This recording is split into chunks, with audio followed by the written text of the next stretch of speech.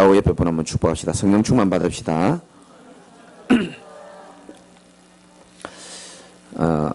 날씨가 많이 덥고 또 장마철입니다. 그래서 불쾌지수도 높고 예, 인사 이제 그만하시기 바랍니다. 너무 반가워가지고 인사를 계속 하시는 것 같아요. 또 어떤 사람은 좀 뭐 우울하기도 하고 또 힘들기도 하다고 얘기하는데 이럴 때일수록 여러분들이 영육간에 강건하시기 바랍니다. 사람의 건강의 키는 뭔지 잘 아시잖아요. 그 면역력입니다. 내 몸속의 질병과 암세포들이 나를 공격하지 못하도록 막는 그 면역력을 키우는 그 세포가 있단 말이죠. 그 중에 제일 유명한 세포가 전에도 말씀드렸듯이 내추럴 킬러라 그래가지고 NK, 예, 그 자연 살상세포라는 게 있습니다. 그러니까 이 세포는 우리 몸을 이렇게 돌아다니다가 약간 이상하게 변형된 단백질, 암세포다 싶은 게 있으면요 지나가지 않고 딱 멈춥니다. 그래서 딱 멱살을 잡고요 슉 이렇게 훑어봅니다. 여기 암세포다 싶으면 그 암세포에다가요 이 NK세포가 구멍을 팍 뚫어버립니다. 뚫어가지고 그 속에 물질을 집어넣어가지고 펑 터뜨려버립니다. 저걸 실제로 이 영상을 통해서 봤거든요. 그럼 이 NK세포가 많으면 많을수록 좋을까요? 안 좋을까요? 아우, 똑똑하시네. 좋죠. 그리고 또 양도 중요하지만 이 NK세포가 굉장히 활성화되는 게 굉장히 중요하답니다. 전에도 말씀드렸듯이 전 세계에서 이 암을 박살낼 수 있는 NK세포, 면역력의 키가 되는 NK세포가 제일 많은 집단이 통계에서 나왔어요. 의사들이 아니에요. 누굴까요? 찬양대원이더라고요. 찬양대원들 건강하시기 바랍니다. 신기하죠? 찬양대원들이 그 NK세포가 제일 많이 있다는 거예요. 그 왜 많이 있는지 아시겠죠? 그죠? 의사들은 얘기합니다. 이 NK세포가 활성화되려면은, 웃는 게 중요하다 그러더라고요. 많이 웃으시기 바랍니다. 그리고 또, 운동하는 게 참 중요하답니다.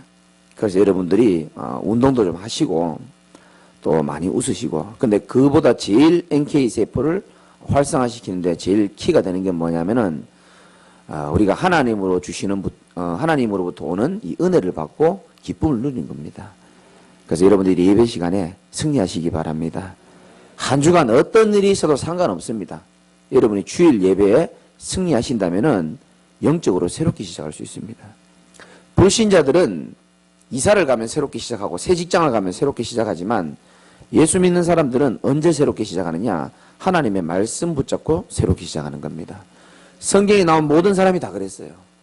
위기 올 때마다 상황이 변화될 때마다 새로 시작한 게 아니고 하나님의 말씀 붙잡고 새로 시작한 거거든요. 우리도 똑같습니다. 말씀 붙잡고 새로 시작하는 겁니다.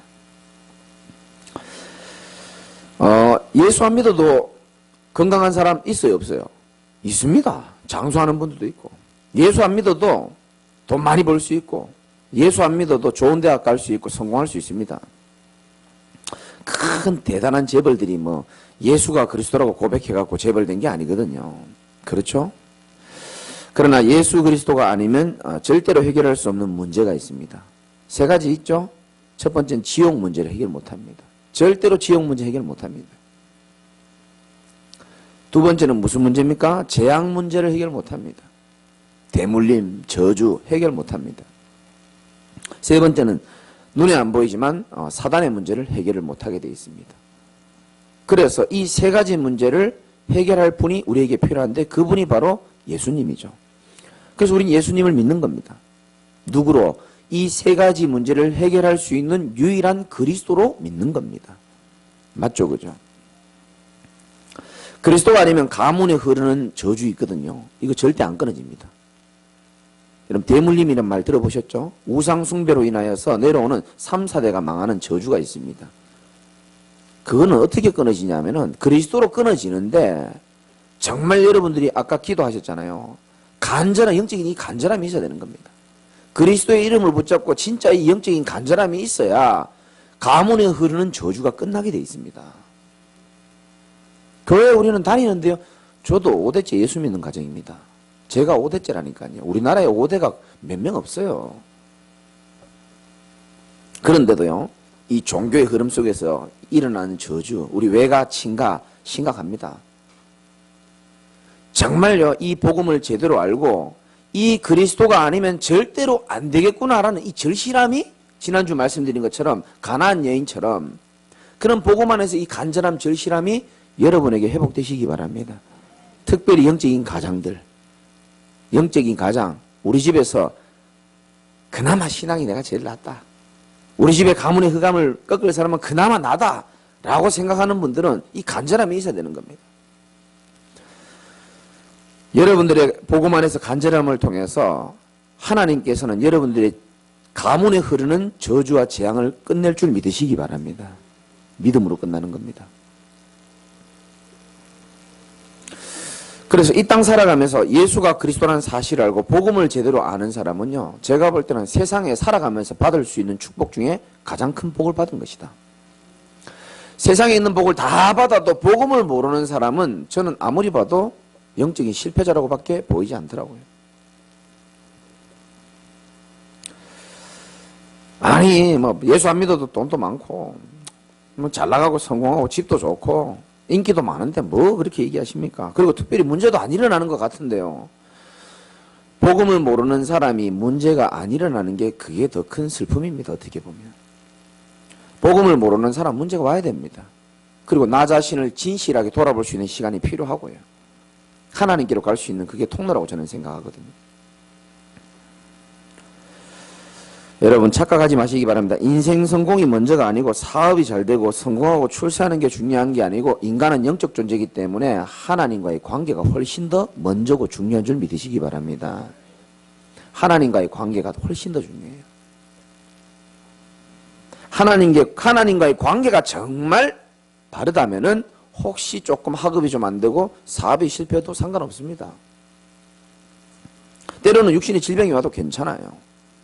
하나님과의 관계가 정말 올바르다면 조금 문제 와도 괜찮습니다. 그것은 분명히 하나님이 축복과 연결된 하나님만이 아시는 과정인 줄 믿으시기 바랍니다.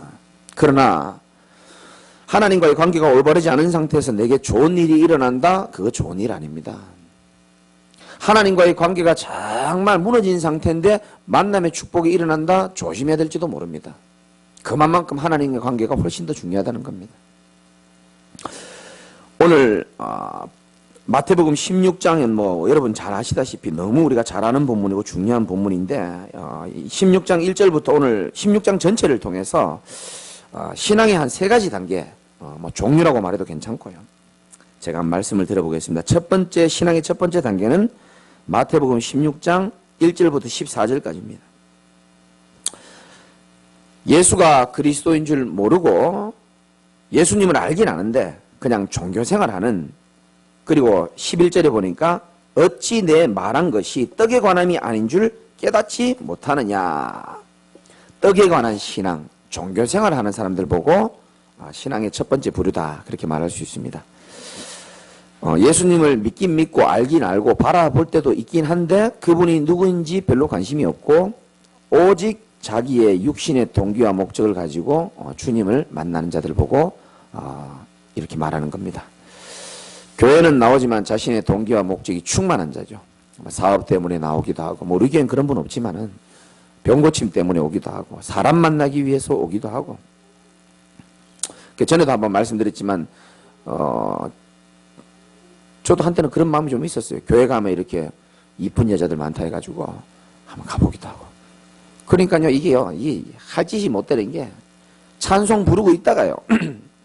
뭐 따라 부르는 척 하면서 계속 어디에 내 짝이 있나 쳐다보고 있는 겁니다, 이렇게.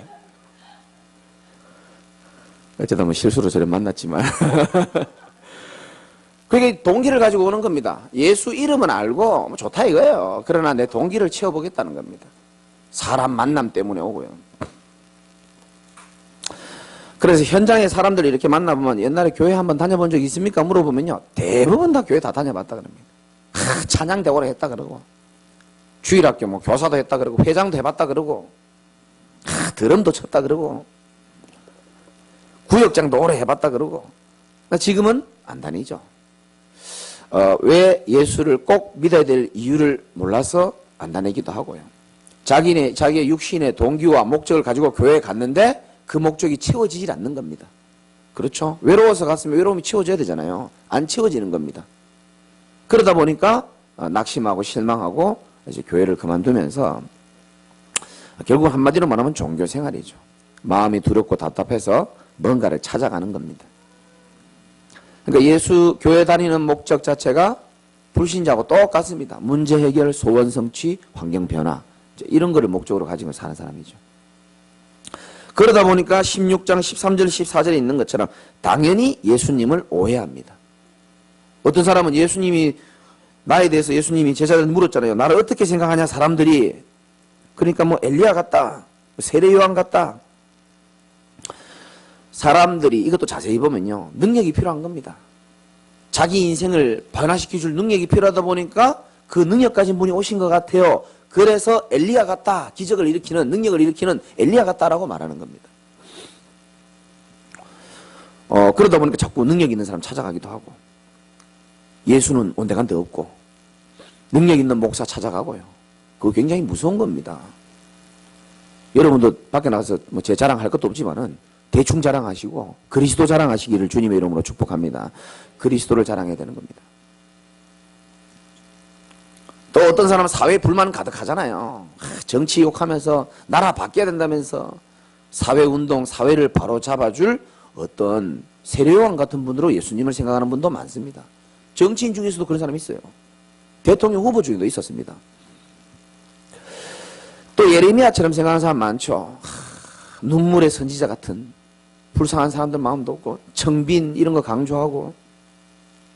그러니까 은혜를 받아도 우리가 옛날에 받았던 은혜는 뭡니까? 복음적인 은혜가 아니고 기복적인 은혜가 많아요. 복을 빌고 또 감정적인 은혜가 많아요. 한번 부흥회 하면 옛날에 부흥회 봤습니까? 뜨겁게 하잖아요. 막 일어나가지고 울고 막 뜨겁게 찬양하고. 그 눈물 다 말라고 나면은 집에 가면 어떻습니까? 똑같아요. 아무것도 변화가 없는 거 느껴지고. 우리 제자교회 성도들은 성경이 말씀하고 있는 복음과 복음적인 은혜를 날마다 받고 누리시기 바랍니다. 첫 번째 부류가 이겁니다. 두 번째는 뭐냐? 여러분들이 가장 많은 부류죠. 마태복음 16장 16절부터 19절까지 두 번째 단계입니다. 어느 날 예수가 그리스도인 것을 알게 되는 겁니다. 은혜죠, 그죠? 어느 날 예수가 그리스도인지를 알게 되는 중요한 신앙 고백을 하는 그런 단계입니다. 우리 인생에 왜 예수가 필요하고 내 문제와 저 인간의 문제가 영적 문제라는 사실을 알고 그리스도만 필요하구나, 이걸 깨닫게 되는 겁니다. 그럼 중요한 응답이 시작되죠. 쭉 나오잖아요. 축복이 시작되잖아요. 예수가 그리스도라는 사실을 알게 되면 반드시 세 가지 눈이 열리게 되어 있습니다. 첫 번째는 성경 보는 눈이 열립니다. 이 성경이 두껍거든요. 근데 성경의 핵심을 모르고 있는 사람 굉장히 많아요. 토요일 날 교회 문을 열어놓고 있으면 이렇게 손님들이 한 번씩 와요. 그래서 어제도 손님이 한 번 오셨더라고요. 날 좀 도와달라는 겁니다. 그래서 성경 구절을 근거로 해서 도와달라는 거예요. 예수님이 불쌍한 사람 사랑하라 했지 않냐. 당신 날 좀 도와달라, 이제 이런 얘기를 하는 겁니다. 그래서 뭐 어떻게 도와줄까? 라면 하나만 끓여달라는 거예요. 그럼 제가 그런 거 잘 못하는 거 아시죠? 라면 하나만 끓여달라는 거예요. 그래서 제가 시간도 없고 라면도 잘 끓일 줄 모르고 10,000원을 내가 드릴 테니까 이거 가지고 요 밑에 가서 순댓국이라도 사 잡수시라고. 나는 나를 뭘로 보고 내가 이 개척교회 어려운데 내가 이 돈 받으려고 내가 온 게 아니라는 거예요. 라면만 끓여달라는 거예요. 그래, 라면 끓일 줄도 모르고 시간도 없다, 내가. 돈 가져가라. 이제 돈을 받더라고요.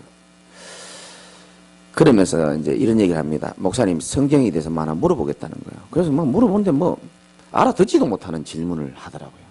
그래서 내가, 선생님, 성경이 두꺼운데 그런 어려운 건 해석하려고 하지 말고, 안 그래도 인생 머리 아픈데 이 두꺼운 성경이 말하는 핵심 알고 있냐 그랬습니다. 당신 착해요, 안 착해요? 물어보니까 자기는 평생 착하게 살았다는 거예요. 당신이 평생 착하고 이렇게 성실하게 열심히 살려고 했는데 왜 이렇게 당신과 같이 많은 사람들이 어렵고 고통당하고 국가적으로 전쟁이 일어나고 위험이 오고 계속 일어나느냐. 이게 전부 다 사람이 나빠서 그런 게 아니고 영적인 존재가 하나님을 떠나서 온 거다. 당신이 눈에 안 보이는 더러운 사단에 잡혀가지고 일평생 종노릇하고 무기력하게 살아갈 수밖에 없도록 만드는 존재가 있다. 그 존재를 박살낼 수 있는 분이 필요한데 그분을 보내겠다. 그분이 왔다라는 게 성경의 핵심 내용이다. 그분이 바로 예수님이다. 이 노숙자, 자기 노숙자라 그러더라고요. 눈이 동그래지는 거예요. 그게 핵심이냐는 거예요. 핵심이다. 예수님 마음의 진심으로 영접해라. 이 성경은 그걸 말하는 것이다. 요한복음 5장 39절에 잘 나오잖아요. 너희가 이 성경에서 영생을 얻는 줄 알고 이 성경을 읽고 있지만은 이 성경이 곧 누구에 대하여 쓰는 것이라고요? 내게 대하여 쓰는 것이다. 성경 보는 눈이 열리게 되어 있고, 두 번째, 현장 보는 눈이 열리게 되어 있습니다. 이렇게 많은 사람들이 어려움 당하고 고통 당하는 이유 보여지게 되어 있습니다. 영적 문제 보여지게 되어 있습니다. 그래서 그리스도만이 유일한 필요한 이유가 보여지게 되어 있고요. 그러면서 나를 보는 눈도 열립니다. 이 어마어마한 복음을 하나님이 나에게 허락하셨구나. 이것은 하나님의 절대적인 은혜구나. 내가 너무너무 복을 받은 자구나. 전에는 육신에 매여서 살았는데 이제는 사람을 살리는 업으로 하나님이 나를 부르셨구나. 나를 보는 눈이 열리는 겁니다. 자, 예수가 그리스도라고 깨달은 자에게 축복을 하나님이 약속하셨는데 17절 한번 읽어볼까요? 시작. 예수께서 대답하여 이르시되 바요나 시모나 내가 복이 있도다. 이를 내게 알게 한 이는 혈육이 아니요 하늘에 계신 내 아버지시니라. 그러면서 뭐랍니까? 또 내가 네게 이르노니 너는 베드로라.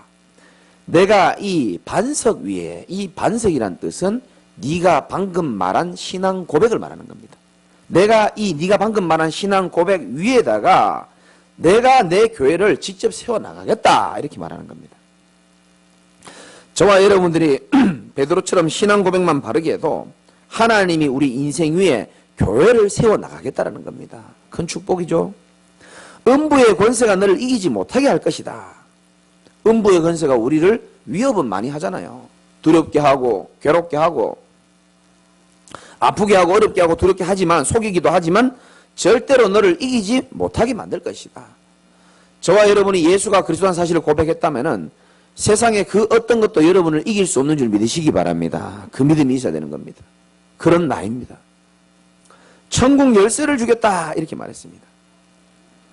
천국 열쇠가 뭡니까? 여러분들이 기도의 열쇠를 가지고 하나님 앞에 집중하면은 하나님이 천국 창고의 응답을 마음껏 부어주시겠다는 겁니다. 구하라 주실 것이 그랬잖아요. 지금까지는 너희가 내 이름으로 구하지 아니하였으나 이제 구하라 그리하면 받으리니 너희 기쁨이 충만할 것이다 그랬습니다. 얼마나 복을 받았습니까?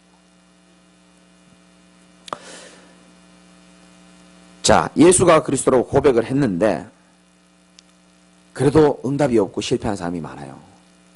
거기에 대한 답이 오늘 본문에 나오는 겁니다. 신앙의 세 번째 단계입니다. 마태복음 16장 21절부터 28절입니다.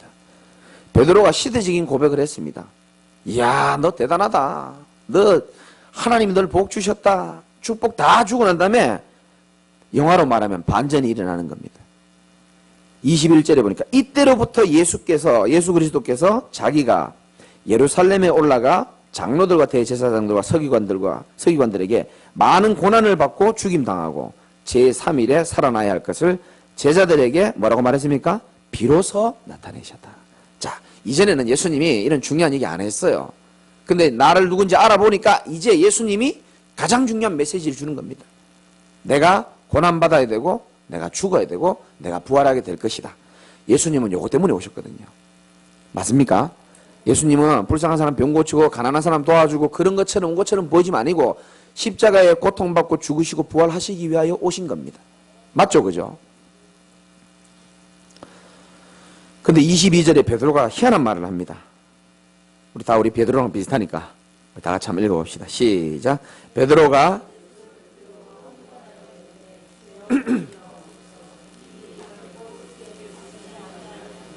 자, 보십시오. 이 베드로가 예수를 붙잡고 항변합니다. 이 일이 절대 예수님과 함께 일어나지 않을 겁니다. 이렇게 얘기합니다. 지 나름대로는 예수를 위하는 것 같습니다. 자기 나름대로는 이 예수가 죽는 것을 막으려고 한번 하는 겁니다. 여러 가지 이유가 있겠죠. 3년 동안 처자식 다 버리고 그물 다 버려버리고 이 우리의 인생을 해방시켜줄 메시아를 만난 것 같은데 모든 것 다 버리고 따라왔는데 이분이 죽는다? 베드로의 입장에서는 있을 수 없는 일입니다. 베드로의 마음속에 자기도 모르게 스스로 만든 굴레가 있었던 겁니다. 그게 뭐냐? 자기의 체질, 자기의 생각, 자기만의 깊은 동기, 이게 들어있는 겁니다. 이게 복음이 복음되지 못하도록 가로막고 있었던 겁니다. 예수님이 뭐라고 하시냐면 예수께서 돌이키시며 베드로에게 이르시되 사탄아 내 뒤로 물러가라. 아까는 하늘이 복을 받았다 해놓고 이제는 사탄아 이렇게 말합니다. 예수님이 사람 면상에다 대고 사탄아라고 부른 거는 아마 이게 처음일 겁니다. 베드로 보고 수제자 보고 사탄아 내 뒤로 물러가라. 이유가 나오죠. 너는 한번 읽어봅시다. 시작. 너는 나를 넘어지게 하는 자로다. 네가 하나님의 일을 생각하지 아니하고 도리어 사람의 일을 생각하는도다 하시고. 자, 이게 중요한 말입니다. 하나님이 사탄아 내 뒤로 물러가라 한 이유가 뭐냐면은 베드로 네가 지금 네 마음의 중심은 조금 이해는 하겠는데 네가 하나님의 일을 생각하지 아니하고 사람의 일을 지금 생각한다. 그렇게 말했습니다. 하나님의 일은 뭡니까? 반드시 고난받고 죽어야 되고 죽어야지만 우리의 죄 문제가 해결이 되잖아요. 그래서 반드시 이건 하나님의 일은 이루어져야 되는 겁니다. 그리고 죽어야 또 부활을 할 수 있고 부활을 해야 그리스도가 맞는데 이 일을 못하게 지금 베드로가 막는 거예요. 복음을 가로막는 겁니다. 언약 성취를 가로막고 있는 겁니다. 왜? 사람의 일을 생각하는 거죠. 자기 입장을 생각하는 겁니다. 우리 마누라 버리고 우리 애들 버리고 그물 다 버리고 왔는데 있을 수 없는 일이 일어나는 거거든요. 그걸 보고 스스로 만든 굴레라고 유목사님 저번에 말씀하시더라고요. 내 체질과 생각과 동기가 여전한 겁니다. 이게 안 바뀐 겁니다. 여러분 잘 들어보세요. 내가 스스로 만든 굴레 속에서 나는 전혀 바뀌지 않는 상태에서 환경 바뀌기 원하는 겁니다. 예수 죽으면 안 된다는 겁니다. 나는 전혀 바뀌지 않은 상태에서 환경 바뀌기를 간절히 원하고 목사도 땡기가 필요하고 교회도 필요하고 사람들도 필요하고 환경도 바뀌어줘야 되고 그런 겁니다. 지금 베드로가. 그러니까 24절에 이에 예수께서 제자들에게 이르시되 누구든지 나를 따라오려거든. 자, 이 중요한 메시지를 하죠. 야 베드로야 너 왜 그러냐 그렇게 말 안 하고 제자들 전체에게 말합니다.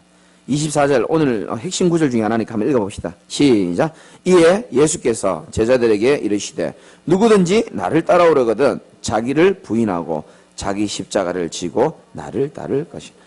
아멘입니까?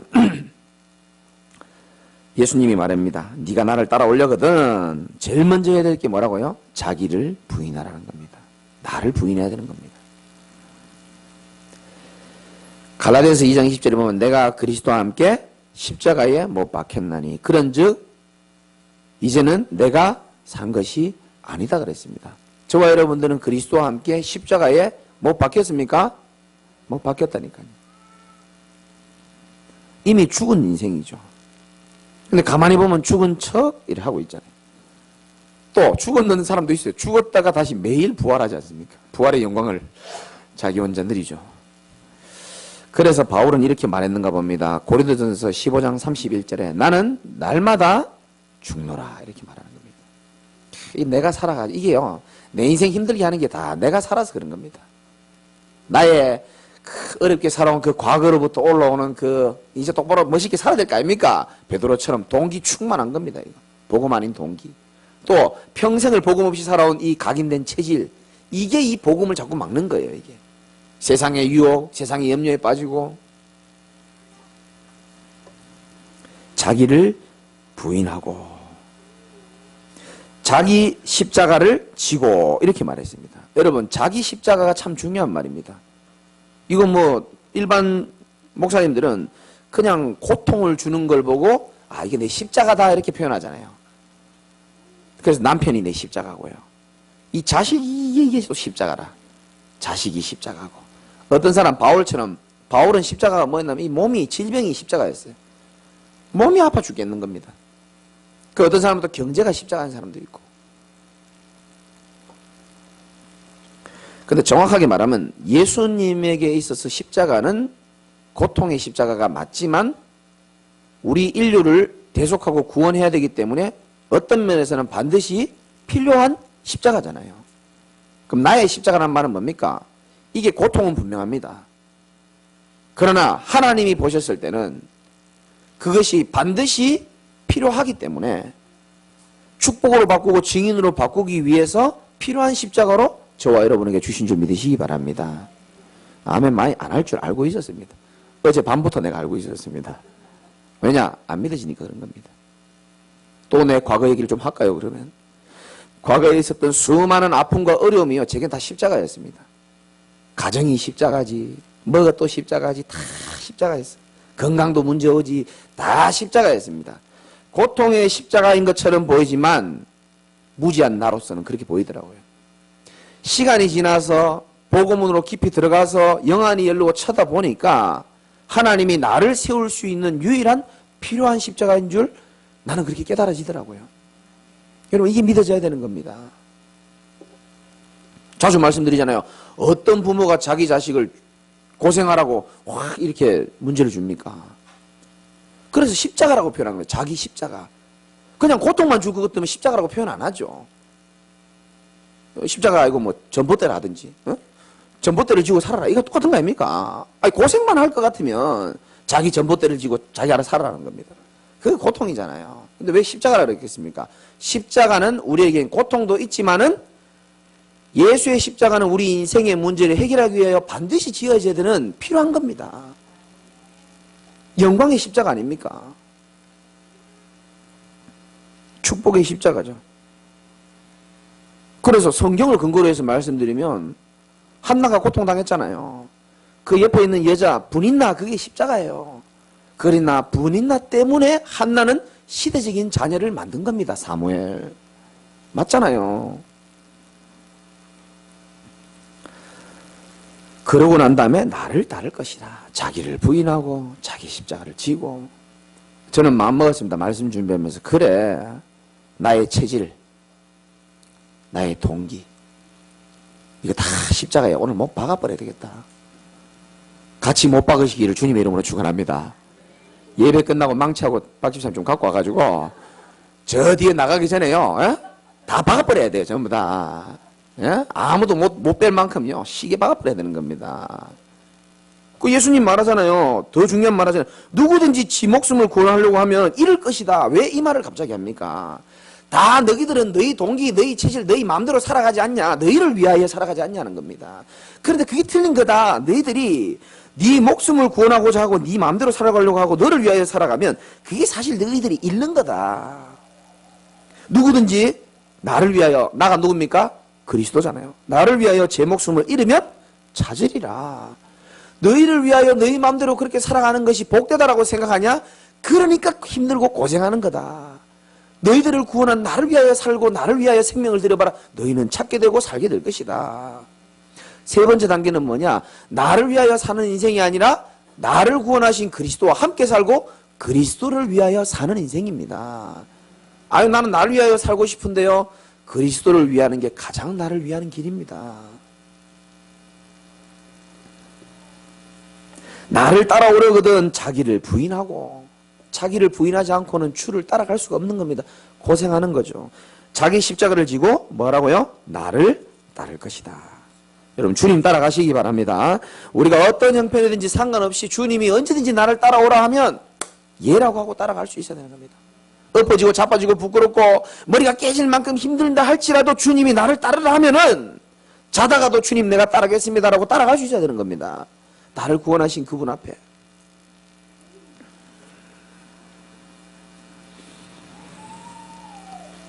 나를 위하여가 아니고 누구를 위하여? 그리스도를 위하여 살아가는 인생 되시기 바랍니다. 그리스도께 집중하고. 그냥 나를 위하여 사는 사람들은 그리스도께 집중할 수가 없습니다.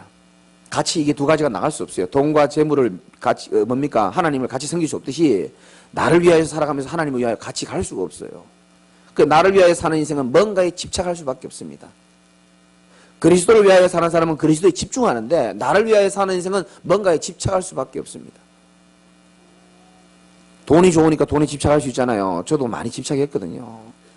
돈 하다 보면 나도 모르게 돈에 완전 노예가 돼가지고 평생을 그렇게 노예되도록 살아가는 게 눈에 안 보이는 마귀의 전략입니다. 자식, 남편은 그거 평생 묶여가지고요. 평생. 오죽하면 이렇게 표현하겠습니까? 내 눈으로 봐왔기 때문에 그런 겁니다. 수많은 허다한 증인들이 있어요. 지금도 울면서 전화하는 허다한 증인들. 전화번호 내가 다 가르쳐 줄 수 있습니다. 평생 그렇게 종로로 타다 가는 거예요.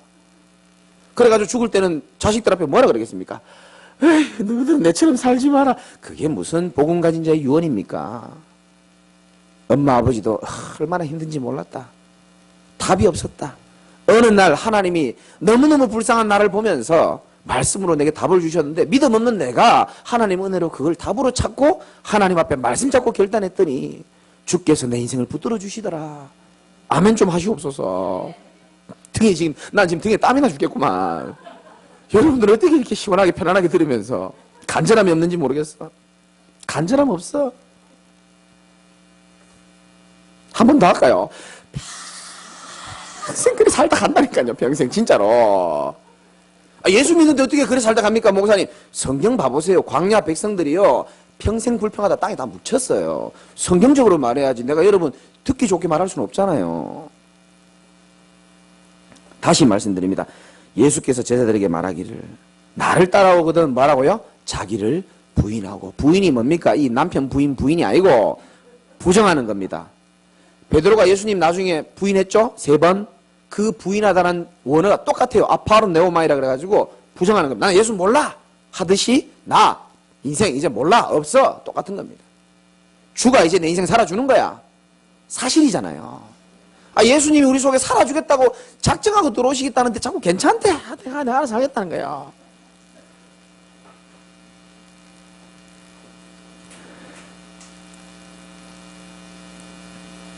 그러니까 자꾸 집착하다 보니까 거기에 묶여가지고 평생 가는 거예요. 그래서 결단하시기 바랍니다. 나는 오늘부터 나의 모든 동기와 체질과 한 게 뭡니까? 생각들. 교회 나가기 전에 십자가에 뭐 다 받고 가시기 바라고요. 여러분 진짜 진리 안에서 자유롭게 사시기 바랍니다. 그게 자유가 없어 보이죠? 그게 손해보는 것 같죠? 그게 마귀의 속삭임입니다. 진짜 속삭임입니다. 그래서 스스로 만든 이 굴레에서 여러분 오늘 벗어나시기 바랍니다. 벗어나야 되는 겁니다. 스스로 만든 굴레에서 벗어나지 않으면 결국은 신앙생활은 실패합니다. 신앙의 실패는 인생 실패고 인생 실패는 나만 실패하는 게 아니고 내 미래와 후대 같이 실패하게 되어 있습니다. 그래서 다시 말씀드리지만 영적인 가장들은요 진짜 간절함이 있어야 됩니다. 책임감이 있어야 됩니다. 결론입니다. 6장 25절 보니까 누구든지 제 목숨을 구원하고자 하면 잃을 것이요 누구든지 뭐를 위하여?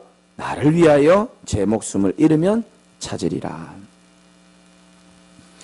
목회자는 당연히 나를 위해서보다 우리 성도들을 위해서 현장에 있는 영혼들을 위해서 교회를 위해서 살아가야 되는 게 당연하다고 생각합니다.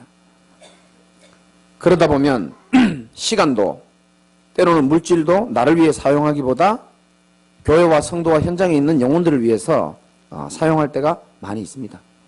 또 그러다 보면 어쩌다가 보면 경제가 넉넉하지 않을 때는 어떻게 되겠습니까?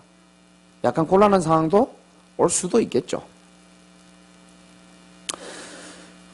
그런 때 어떤 생각, 그런 조금 위기가 있었을 때 어떤 생각했냐면 그래 하나님이 내 40평생 살아오면서 한 번도 빠짐없이 다 채워주셨지.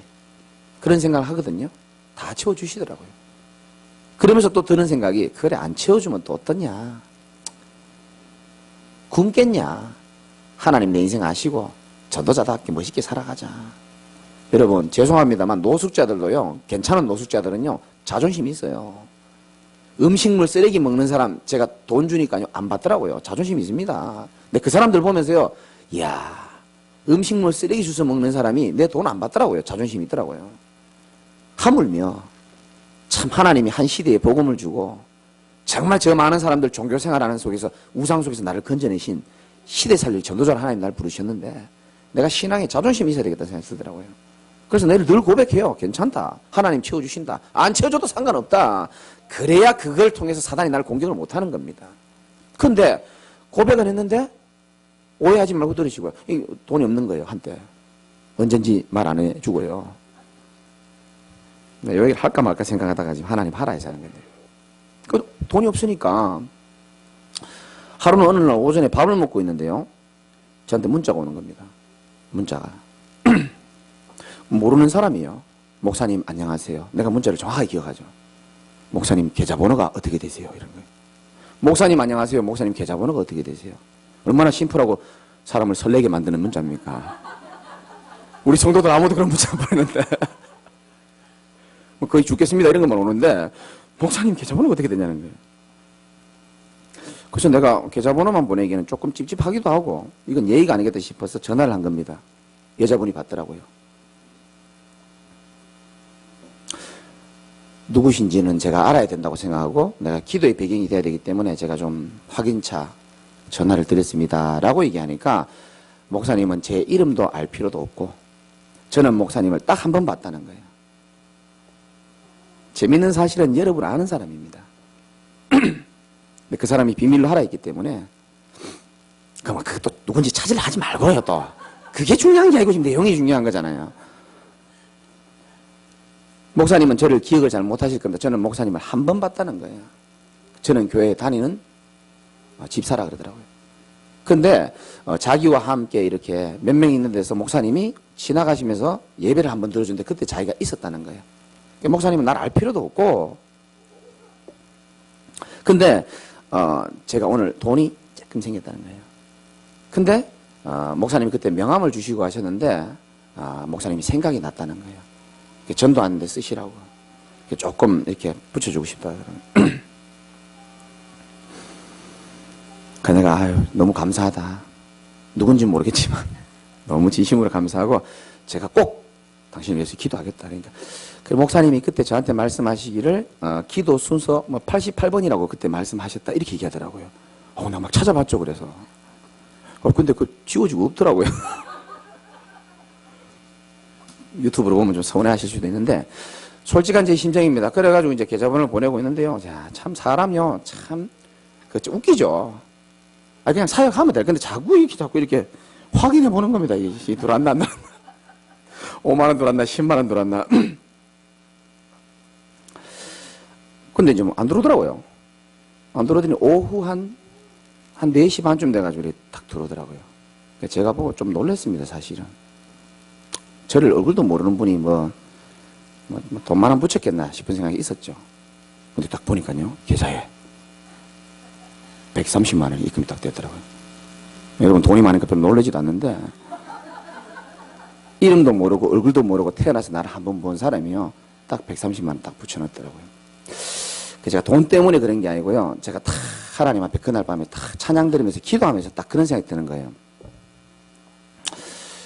야, 나는 기도도 안 했는데 하나님이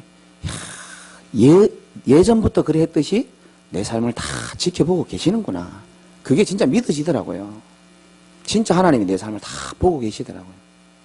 그리고 야, 돈이 문제가 아니고 하나님이 내 필요를 다 채우고 계시고 날 진짜 사랑하고 계시는구나.